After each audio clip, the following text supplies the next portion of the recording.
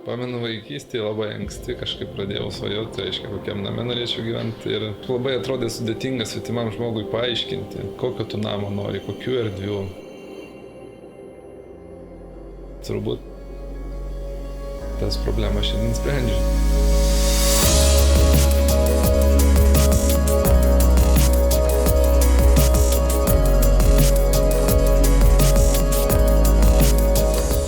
Didžiausia įtaka tai daro estetika, kuri tau sujaudina širdį, kuri tau įstringa. Tas visas miksas tų visų vaizdinių formų ir tos patirties vėliau tau užnagurėje gimdo sprendimus, kuriuos tu pritaikai architektūrai. Malonumas yra jausti, kaip auga tavo projektas. Tai, kas buvo, atrodo, tik tais pateikta ant lapo, realiai virsta kūnu. Ir iš tikrųjų nuvažiuoja į objektą, žiūri, mes čia pagalvojame, čia kažkas iš tikrųjų įgyvendina. Mano kaip architekto ambicija suveikia per estetiką. Iš esmės namai ir projektai yra labai skirtingi.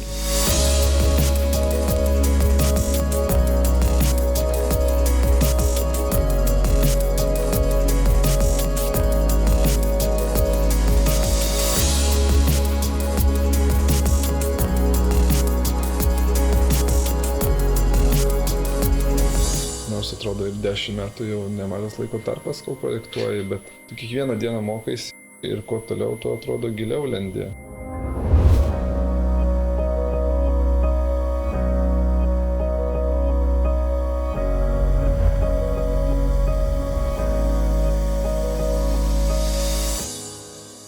Net nėra abejonės, kad formos keičia žmogų, formos veikia jo gyvenimą, jo kasdienybę.